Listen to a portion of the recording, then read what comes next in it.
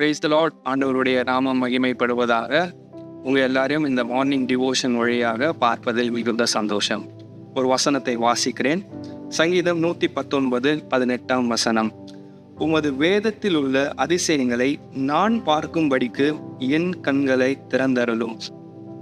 Open my eyes that I may see wonderful things in your law.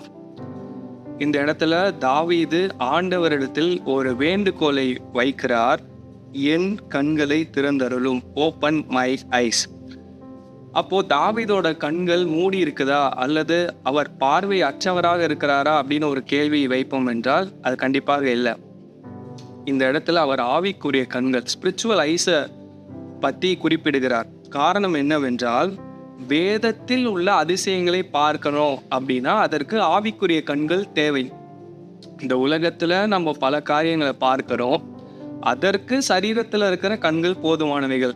ஆனால் இந்த வேதாகமத்தில் இருக்கிற அதிசயங்களை பார்ப்பதற்கு ஆவிக்குரிய கண்கள் தேவை. அதனால தாவீது ஒரு விண்ணப்பத்தை வைக்கிறார், என் கண்களை திறந்தருளும். இந்த நாள் முதற்கொண்டு நீங்களும் நானும் என்ன ஜெபிக்கணும்? ஒரு தடவை பைபிள் ஓப்பன் பண்றப்போ நம்ம ஜெபம் பண்ணி தொடங்க வேண்டியது என்ன அப்படின்னா, என் கண்களை திறந்தருளும். வேதாகமத்தை பத்தி ஒரு சில காரியங்கள், ஒரு சில ஃபேக்ட்ஸை நான் உங்களுக்கு முன்னாடி வைக்கிறேன்.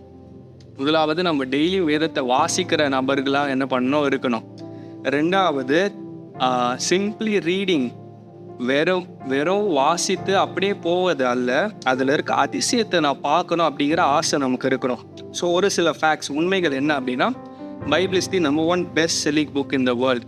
அதாவது மோஸ்ட் செல்லிங், அதிகபட்சமாக விற்கப்படக்கூடிய ஒரு புத்தகம் பைபிள். அதுக்கப்புறமா பைபிள் மூலியமாக தான் தேவன் யார் என்பதை நீங்களும் நானும் அறிந்து கொள்ள முடியும். மூன்றாவது, நம்மை பற்றி நாம் எப்படி அறிந்து கொள்ள முடியும் அப்படின்னா வேதாகமத்தின் வழியாக.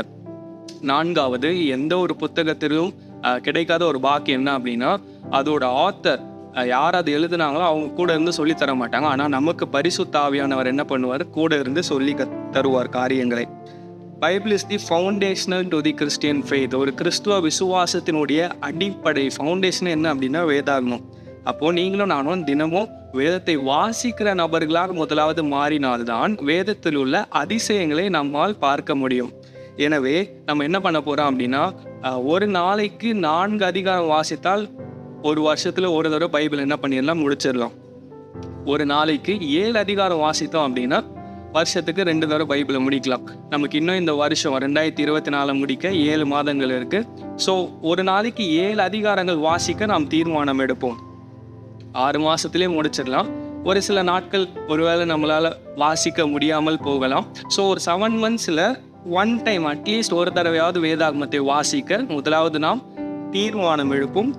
தொடர்ந்தேச்சியாக வாசிப்போம். ஸோ வேதாகமத்தை வாசிக்க அனுதினமும் ஆண்டவருடைய வார்த்தையினால் நம்மை நிரப்பிக் கொள்ளும் பொழுது வேதத்தில் உள்ள அதிசயங்களை பார்க்கும்படி ஆவியானவர் நம்முடைய கண்களை திறந்தருள்வார். ஒரே ஒரு கோட் ஒன்றை நான் வாசித்து முடிக்க விரும்புகிறேன்.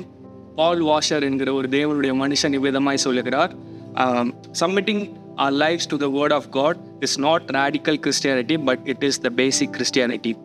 தேவனுடைய வார்த்தைக்கு நம்முடைய வாழ்க்கையை அர்ப்பணிப்பது அல்லது ஒப்பு கொடுப்பது தீவிர கிறிஸ்தவம் அல்ல, அதுதான் அடிப்படை கிறிஸ்தவம் என்று அவர் குறிப்பிடுகிறார். ஒவ்வொரு நாளும் நாம் வேதாகமத்தை வாசிப்போம்.